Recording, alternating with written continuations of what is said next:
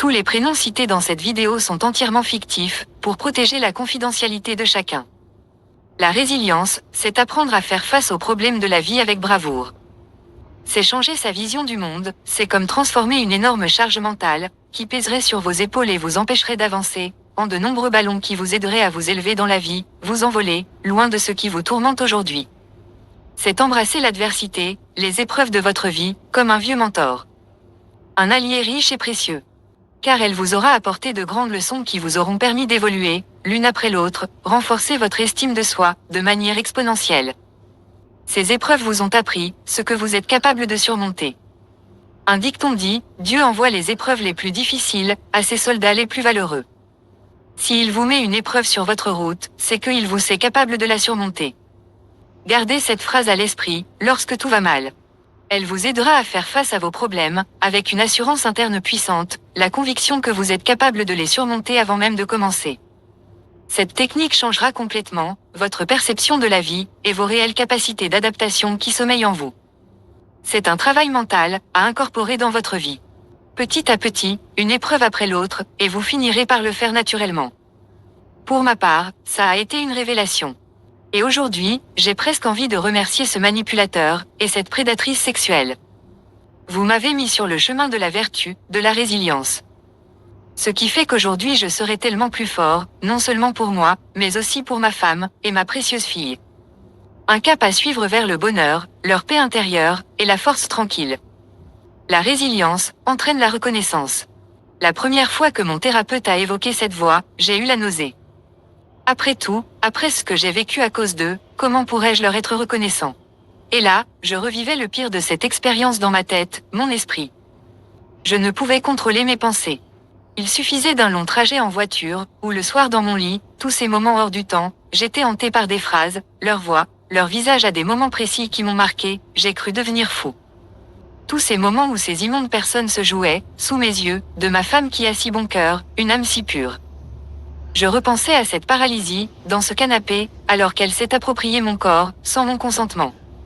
Je repensais à leur manière de fuir la réalité trop difficile à porter, la responsabilité de leurs actes. Je repensais à mes innombrables nuits d'insomnie, où je revivais mon viol, avec toutes les sensations possibles et imaginables, jusqu'à sentir son haleine fétide de rosée pamplemousse, dans mon propre lit, alors qu'il se trouve à 1000 kilomètres de ce maudit canapé, et ça, pendant des années. À la déception de certains de mes amis de longue date, sournoisement détournés de la vérité par ces lâches, en dissimulant les pièces déterminantes du puzzle de l'entièreté de cette histoire. Avec le sentiment que je ne pouvais rien y faire, puisqu'ils m'ont tourné le dos, avant même que je ne sois en pleine possession de mes moyens, pour leur raconter. La seule fois de ma vie où j'aurais eu besoin de leur soutien. Alors que, Alex et moi, nous avions été présents d'innombrables fois pour eux, dès qu'ils en avaient besoin. Il suffisait d'un appel pour qu'on saute dans la voiture. À ce temps précieux de ma vie que j'ai perdu à réaliser ces vidéos, qui se comptent en centaines d'heures, peut-être même en milliers.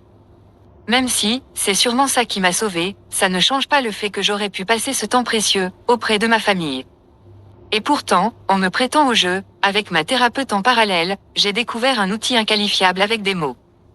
La reconnaissance, c'est l'art subtil qui découle de la résilience. C'est prendre le contrôle de son mental et voir les choses sous un autre angle. C'est ainsi que, dans le temps, j'ai dressé une liste. Dès que je pensais à une raison qui pourrait faire que je suis reconnaissant à ces gens qui m'ont fait du mal, je l'écrivais. En voici quelques lignes. J'y arrive. Ça y est. Doucement, mais j'y arrive. J'arrive à diluer ce vase qu'est mon état d'esprit qui débordait sans arrêt, depuis des années. Nourrir mon état d'esprit de pensées constructives. De pensées agréables. Ce jour est arrivé, lorsque ma fille est née. Le début de ma nouvelle vie. Ma renaissance. Je suis reconnaissant envers la vie. Je pensais du haut de mes 34 ans, avoir fait le tour des belles choses de la vie, que tout était derrière moi, et pourtant. La naissance de ma fille m'a montré combien j'avais tort. En réalité, j'en avais même pas exploré le quart. Je ne me reconnais plus, aujourd'hui. Il suffit que son regard croise le mien, puis qu'elle sourit, pour que je fonde en larmes. Un amour si intense, une vague à surfer, difficile à maîtriser. Je suis reconnaissant. Le bonheur que j'ai recherché toute ma vie est là, devant moi. Et je pleure de joie de mettre un visage sur ce bonheur tant recherché. Par moments, je me surprends à penser Que tu aurais pu devenir sa marraine, Anissa. Vous projetiez ça, avec Alex, avec beaucoup d'excitation.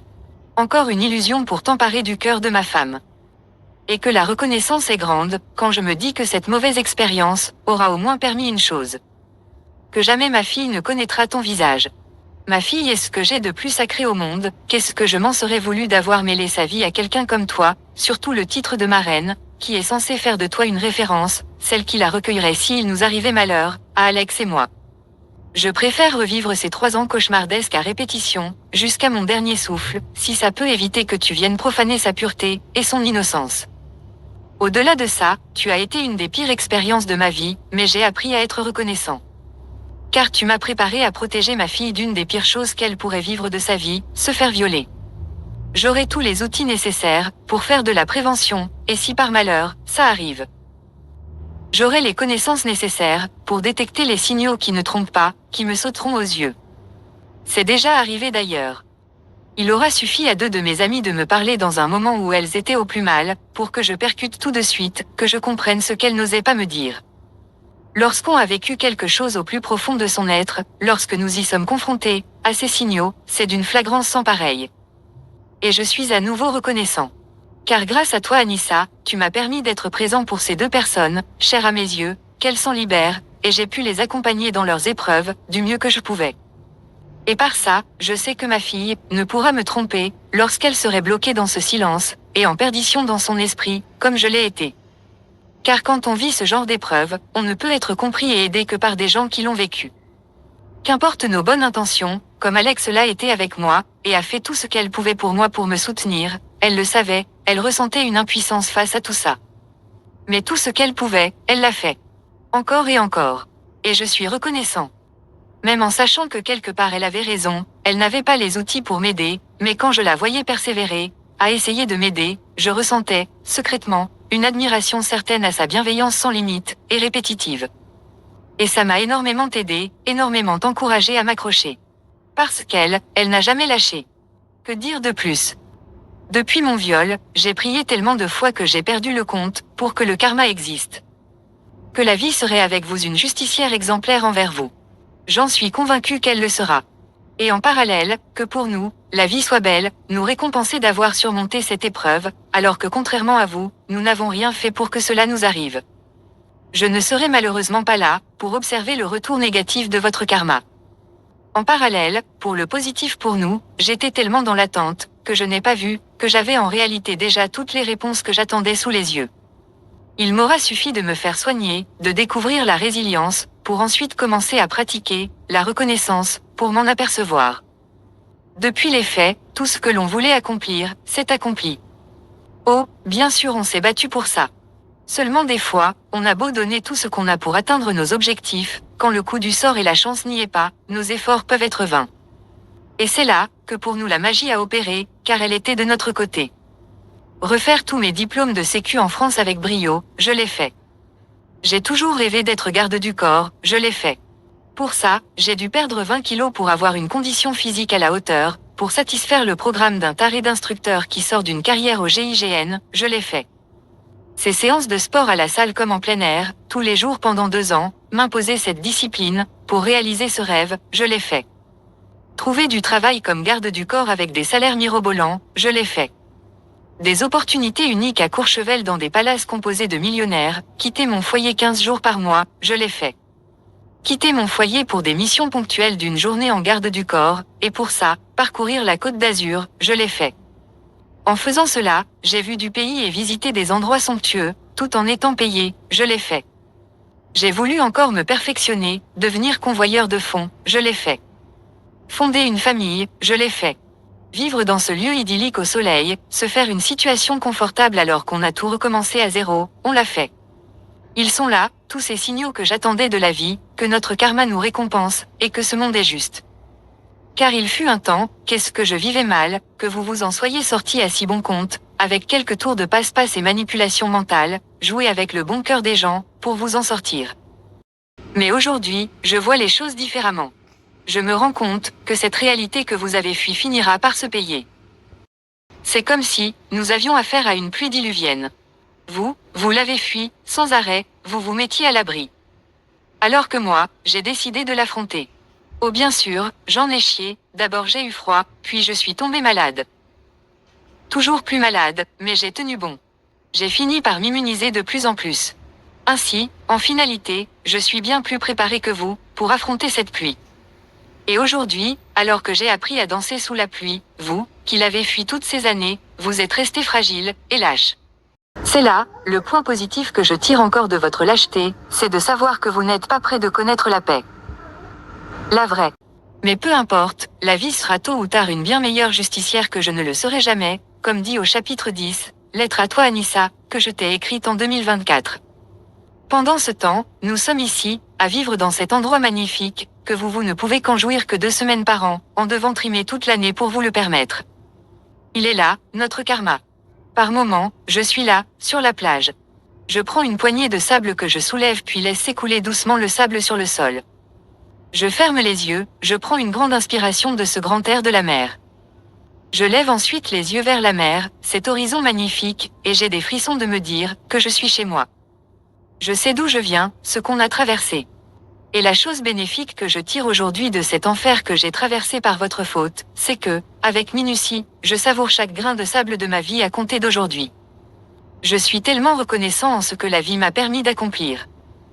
Vous avez été un sacré moteur dans notre réussite, alors aujourd'hui, je vous remercie du fond du cœur, car peut-être n'aurais-je pas eu autant de détermination, dans les mauvaises passes. Peut-être aurions-nous pu échouer dans nos projets, sans ça, qui sait, et contraints de rentrer au pays. Je suis reconnaissant, merci aussi, par exemple, de m'avoir fait goûter à la navigation en bateau. Nous ne tarderons plus à avoir le nôtre, je vais pencher pour un voilier. Ainsi, nous aurons la liberté d'aller où bon nous semble. Je me suis fixé un objectif, découvrir toute la côte espagnole de tout ce qu'il y a, plus au sud encore. Petit à petit, port après port, on fera escale le week-end dans chacun d'eux, et retour dimanche soir, avant de rattaquer notre semaine. Et nous irons, toujours plus bas. Toute la côte y passera, aussi loin que nous pourrons aller, toujours un peu plus loin. Week-end, jours fériés, vacances scolaires, c'est possible vivant sur place. Ma fille, ma femme, et moi. Et j'en mettrai plein les yeux à ma famille de ce que le monde peut offrir. Et qui sait, plus tard, acheter un plus gros pour aller encore plus loin et découvrir d'autres horizons, d'autres continents. Vous avez été un fragment de ma vie, et malgré tout le négatif, vous m'avez mis sur la voie de mon rêve le plus cher aujourd'hui, alors encore une fois. Je suis reconnaissant. Et sur toutes ces plages, ces criques, que nous allons découvrir. Je ferai ce même geste. Je prendrai une poignée de sable, puis le laisserai s'écouler peu à peu. Je prendrai cette grande inspiration, de ce grand air lorsqu'on est en bord de mer. Je regarderai ensuite l'horizon, et je ressentirai toute ma vie, toujours plus, que le karma de nos bonnes actions durant cette épreuve, nous ont offert tout ça. Je serai reconnaissant, toute ma vie. Alors. Merci.